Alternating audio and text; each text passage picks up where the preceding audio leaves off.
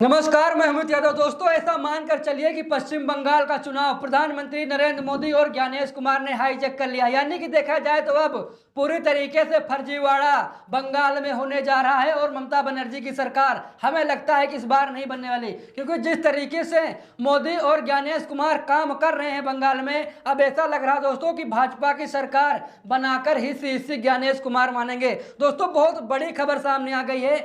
जहां पर राज्य के अधिकारियों को चुनाव में तैनात किया जाएगा, वहीं पर अब ज्ञानेश कुमार अपने अधिकारियों को तैनात कर रहे हैं। यानी कि जो ममता बनर्जी के अधिकारी हैं उनको हटाया जा रहा है और ज्ञानेश कुमार अपने अधिकारियों का चयन कर रहे हैं। यानी कि मोदी सरकार के जो अधिकारी हैं उनको तैनात किया जा रहा है बंगाल में, और जो ममता बनर्जी के अधिकारी हैं उनको हटाया जा रहा है। दोस्तों, बहुत बड़ी खबर सामने आ गई। यहाँ पर देखिए, मैं आप लोग खबर दिखाने जा रहा हूँ, जहाँ पर साफ साफ लिखा है कि चुनाव आयोग का बड़ा फैसला, बंगाल के मुख्य सचिव और गृह सचिव हटे। यानी कि जो बंगाल के मुख्य सचिव हैं उन्हें हटा दिया गया, जो बंगाल के गृह सचिव हैं उन्हें हटा दिया गया। दोस्तों, आप लोग यहाँ पर देखिए कितना बड़ा यहाँ पर बेईमानी होने जा रही है बंगाल में, उसका जीता जागता उदाहरण आप लोग यहाँ पर देखिए। किस तरीके से शीर्षे ज्ञानेश कुमार मनमानी कर रहे हैं, तानाशाही कर रहे हैं, उसका जीता जागता उदाहरण यहाँ पर देखिए।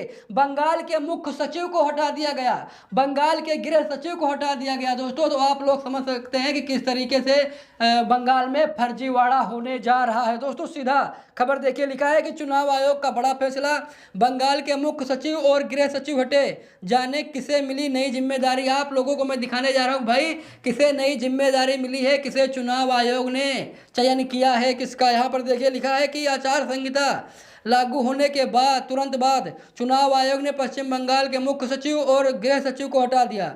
आईएएस अधिकारी दुष्यंत, यहाँ पर नाम आ गया है, दुष्यंत नरियाला को नया मुख्य सचिव और संघमित्रा घोष को गृह सचिव नियुक्त किया गया है। यानी कि श्री ज्ञानेश कुमार ने अपने हिसाब से गृह सचिव और दोस्तों जो यहाँ पर गृह सचिव और मुख्य सचिव का चयन यहाँ पर श्री ज्ञानेश कुमार ने कर दिया है। ये मानकर चलिए कि अब बंगाल में बहुत बड़ा फर्जी वाला होने जा रहा है। यहाँ पर बहुत बड़ा, जिस तरीके से ज्ञानेश कुमार ने महाराष्ट्र में मोदी सरकार की सरकार बनाई, जिस तरीके से दोस्तों बिहार में ज्ञानेश कुमार ने मोदी की सरकार बनाई, यानी कि जहां पर मोदी सर की कोई लहर नहीं थी वहां पर ज्ञानेश कुमार ने मोदी सरकार बनाई। और दोस्तों, अब ये खेल जिस तरीके से महाराष्ट्र में खेला और जिस तरीके से बिहार में खेला, अब वही खेल ज्ञानेश कुमार बंगाल में खेलने जा रहे हैं। और दोस्तों, मैं फिर कहने जा रहा हूं कि इस बार ज्ञानेश कुमार ये मानकर चलिए कि बंगाल में भाजपा की सरकार बनाकर ही सांस लेने वाले हैं। दोस्तों, यहाँ पर देखिए, खबर में साफ साफ लिखा है कि विधानसभा चुनाव की घोषणा के कुछ ही घंटों के भीतर बड़ा प्रशासनिक फेरबदल करते हुए चुनाव आयोग ने पश्चिम बंगाल के मुख्य सचिव और गृह सचिव को बदलने का फैसला किया है। चुनाव की तारीखों के ऐलान के बाद रविवार रात आयोग ने यह आदेश जारी किया। आयोग के निर्देश के अनुसार राज्य की मुख्य सचिव नंदिनी चक्रवर्ती को पद से हटा दिया गया। उनकी जगह पर अब दुष्यंत नरियावाला को नया मुख्य सचिव बनाया गया है। इसके साथ ही राज्य के गृह सचिव जगदीश प्रसाद मीणा को भी उनके पद से हटा दिया गया है। उनकी जगह अब संघमित्रा घोष को नया गृह सचिव नियुक्त किया गया है। यानी पर यहाँ पर आप लोग देखिए किस तरीके से यहाँ पर चुनाव आयोग मनमानी कर रहा है। दोस्तों, हमें लगता है कि इस पर कोर्ट को दखल जरूर देना चाहिए, क्योंकि जिस तरीके से चुनाव आयोग, भाई जो अधिकारी हैं उन्हें रहने दीजिए, आप हेर बदल क्यों कर रहे हैं। यहाँ पर देखिए, जो दोस्तों यहाँ पर कहा जा रहा है कि जो मुख्य सचिव थे जो मुख्य सचिव थे नंदिनी चक्रवर्ती, इनको हटा दिया गया। इनके जगह पर दुष्यंत नरीवाला को मुख्य सचिव बनाया गया। इसके बाद जो गृह सचिव हैं जगदीश प्रसाद मीणा, इनको हटाकर संघमित्रा घोष को नया गृह सचिव बनाया गया। यानी कि देखा जाए तो जो बड़े अधिकारी थे, जो अच्छे से काम करते, शायद निष्पक्ष काम करते, हो सकता है कि भाई चुनाव आयोग जो चाहता था शायद ये अधिकारी न करते, इसीलिए इन दो अधिकारियों को हटाकर शायद इन चुनाव आयोग ने अपने अधिकारी को लगाया है कि भाई जैसा हम चाहेंगे वैसा ही आप लोगों को करना है। देखिए, यहाँ पर खबर में साफ साफ लिखा है, मैं आप लोग खबर दिखाने जा रहा हूँ। यहाँ पर देखिए, लिखा है कि हटाए जा सकते हैं डीपीपी और सीपी भी, यानी कि अभी और भी अधिकारियों को हटाने का प्लान यहाँ पर चुनाव आयोग बना रहा है। अभी गृह सचिव और मुख्य सचिव हटे हैं, लेकिन अब ये कहा जा रहा है कि डीपीपी और सीपी भी हटाए जा सकते हैं। देखिए यहाँ पर लिखा है कि इस बीच सूत्रों से यह भी जानकारी मिल रही है कि पुलिस महानिदेशक और कोलकाता के पुलिस कमिश्नर भी हटाए जा सकते हैं। चुनाव की घोषणा होते ही राज्य में आदर्श आचार संहिता लागू हो जाती है। यहाँ पर आप लोग देखिए किस तरीके से चुनाव आयोग मनमानी कर रहा है, किस तरीके से चुनाव आयोग तानाशाही कर रहा है।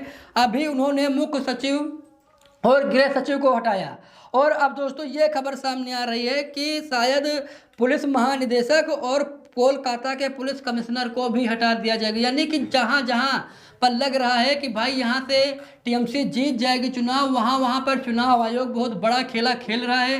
ये मानकर चलिए कि जो अधिकारी शायद निष्पक्ष काम करना चाह रहे थे उन्हें हटाया जा रहा है और चुनाव आयोग अपने अधिकारी को लगा रहा है। ये मानकर चलिए कि जो केंद्र के अधिकारी हैं शायद उन्हें नियुक्त कर रहा है चुनाव आयोग। दोस्तों आप लोगों को क्या राय है, मैं आप लोगों को जानना चाहता हूँ। आप लोग कमेंट बॉक्स में बताएं कि इस बार क्या जो बंगाल का चुनाव है क्या वो निष्पक्ष हो पाएगा, क्योंकि मुझे नहीं लगता कि बिहार का चुनाव निष्पक्ष होगा।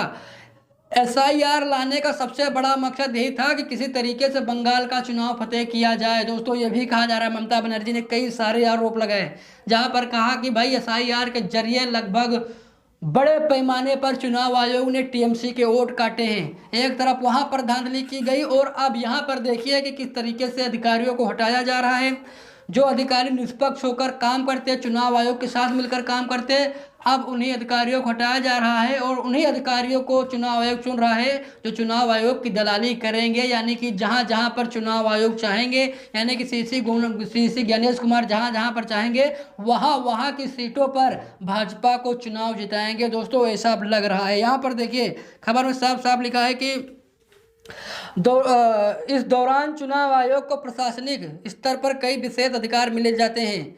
आयोग जरूरत पड़ने पर राज्य सरकार के वरिष्ठ अधिकारियों, पुलिस अधिकारियों और प्रशासनिक पदों पर तैनात अफसरों के तबादले या बदलाव का आदेश दे सकता है। यहाँ पर देखिए दोस्तों ये चुनाव आयोग के पास पावर है कि भाई वो तबादला कर सकता है, लेकिन दोस्तों जिस तरीके से तबादला एक्सप्रेस चला रहे हैं ज्ञानेश कुमार, यहीं पर बात अटक जाती है भाई कि आप तबादला एक्सप्रेस क्यों चला रहे हैं। आप ऐसा है कि भाई अपने अधिकारियों को तैनात कीजिए, लेकिन जो अधिकारी लगातार जिस जगह पर काम कर रहे हैं उनको क्यों हटाया जा रहा है। शायद उन्हें जानकारी अच्छे, जो अधिकारी हटाए जा रहे हैं उनको उस मामले में ज़्यादा जानकारी है जहां पर वो तैनात हैं। अगर उन्हें हटाकर कहीं दूसरी जगह उन्हें शिफ्ट किया जाएगा तो शायद वहां पर उन्हें नहीं जाएंगे और सही से काम नहीं कर पाएंगे।